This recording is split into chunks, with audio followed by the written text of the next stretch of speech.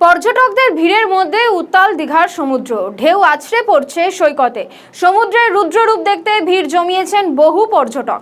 দীঘার তাপমাত্রা এই মুহূর্তে 28 থেকে 30 ডিগ্রি সেলসিয়াসের মধ্যে, কিন্তু আকাশ সকালবেলা থেকেই মেঘলা। এদিকে বঙ্গোপসাগরের আবহাওয়ার পরিবর্তনের জেরে সমুদ্র উত্তাল থাকার সম্ভাবনা রয়েছে। মৎস্যজীবীদের সমুদ্রে যেতে বারণ করা হয়েছে, পর্যটকদেরও সমুদ্রের জলে নামার জন্য বারণ করা হয়েছে। দীঘার সমুদ্র দেখতে ভিড় থাকলেও উত্তাল ঢেউয়ের কারণে নিরাপত্তার বিষয়টি মাথায় রেখে সতর্ক থাকার বার্তা দিচ্ছে প্রশাসন। সেই ছবি আপনারা দেখতে পাচ্ছেন একেবারে। এর আগেই আবহাওয়া দফতর জানিয়েছিল যে নিম্নচাপ রয়েছে এবং সেই নিম্নচাপের কারণে বৃষ্টি হবে। একদিকে যেরকম সকালবেলা থেকে কলকাতার বিভিন্ন জায়গায় বৃষ্টি হয়েছে, বহু জায়গায় জল জমে যাচ্ছে, অন্যদিকে দীঘার সমুদ্রের ছবিটা আপনাদেরকে দেখাচ্ছি। একেবারে উত্তাল দীঘার সমুদ্র, বহু পর্যটক চাইলেও নামতে পারছেন না, কারণ প্রশাসনের তরফ থেকে বারংবার করে সতর্ক বার্তা দেওয়া হচ্ছে।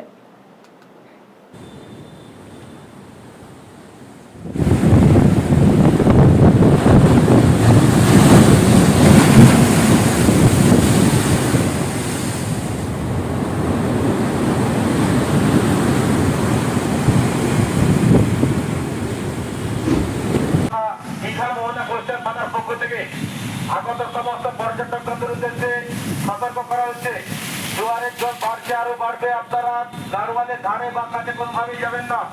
গাড়োয়াল থেকে নির্ধারিত দূরে অবস্থান করুন, গাড়োয়ালের কাছে কোনোভাবেই যাবেন না।